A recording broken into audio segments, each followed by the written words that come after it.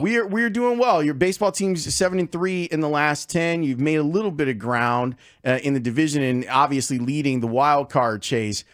What was the emotion of last week like? And I don't mean like the Craig Counsell, Wisconsin stuff. I mean the Cubs and the Brewers and what last week was like. Well, I think, look, like the reality of it is that they're a really good baseball team. They're the best team in the big leagues right now, record-wise. And I think, going up against that team, that means that you're going to have a major challenge. And so I think it was fun to watch our guys, rise up to that challenge and take on that challenge and succeed in that challenge. So that was probably the biggest thing. It was good baseball. It was the first day they beat us pretty good, and it wasn't a great game. The last 4 days were really good baseball. Craig, something that I always know you talk about is you should want to play in high stakes games, great atmospheres down the stretch. For you as a manager, has it changed for you maybe those first couple of years to now in what managing those games going into October, knowing that the playoffs are on the line, than maybe you felt years later and right now?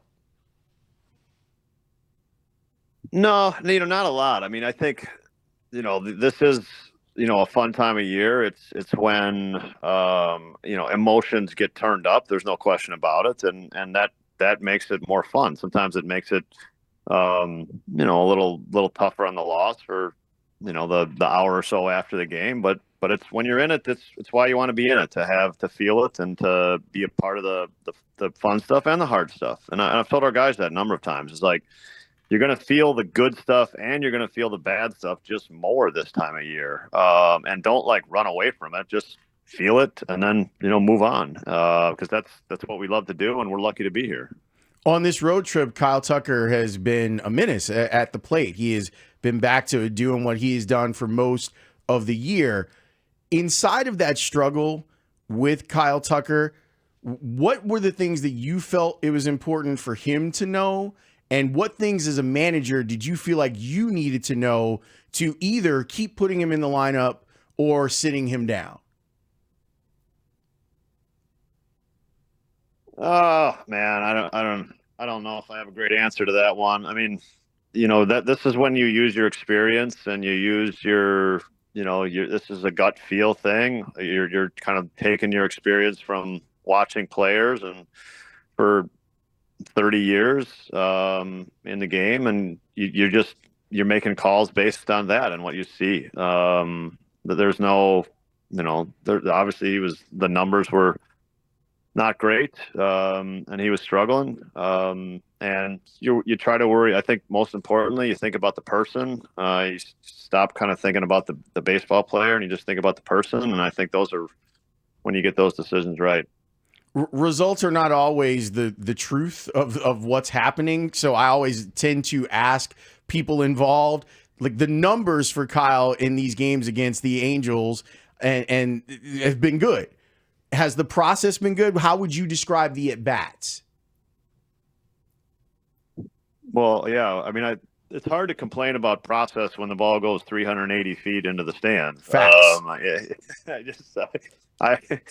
I'd be making something up to complain about stuff if that was the case. But no, I mean, I think, look, as a hitter, you want to square up the baseball. And Kyle sometimes keeps it really simple for you guys, and we don't like that, how simple he keeps it. But that's what his job is to do, is to square up the baseball. What was he not doing during his slump? Squaring up the baseball. When he hits a home run, he squares up the baseball. So that's, he's doing what he wants to do.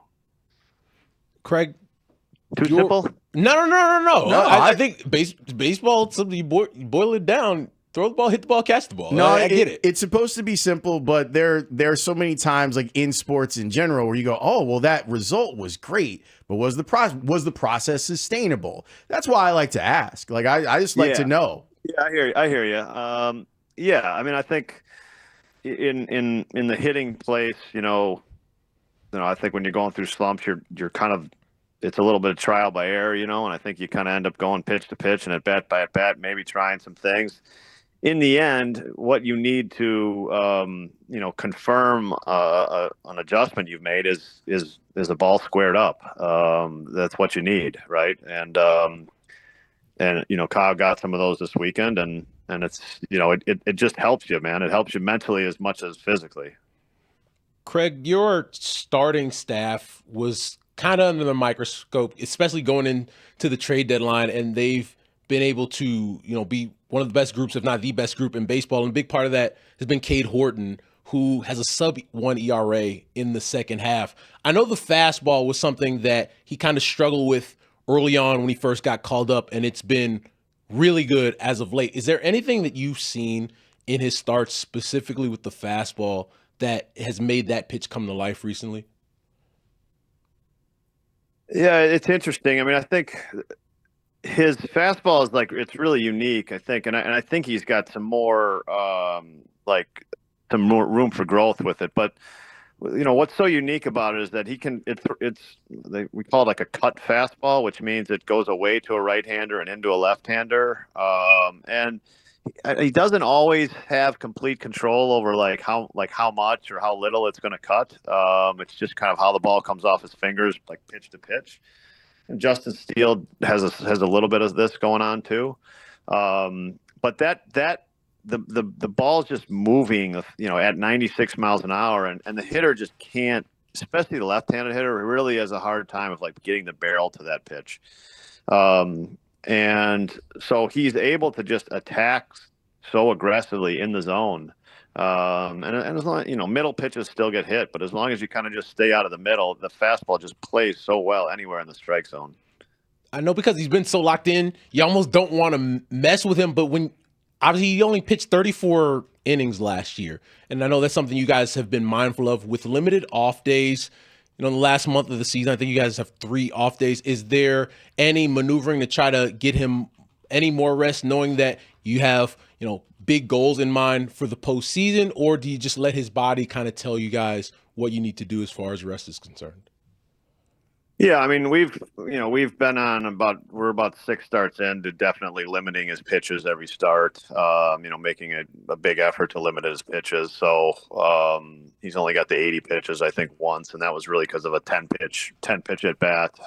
So that's probably number one. When we have days to back him up, we will take advantage of it. But I think lowering the pitch count, I think, is right now proving to be successful in terms of how he feels and how he's recovering. And we're using that as our guide right now. May we change something kind of the next month? Yeah, we're kind of, it's start to start, and we're considering everything, but he's, all signs point to his recovery going as well as possibly could. So just not concerned. And that's a credit to Cade's kind of athleticism and his preparation. But it's something that obviously we monitor for sure and monitor on a daily basis.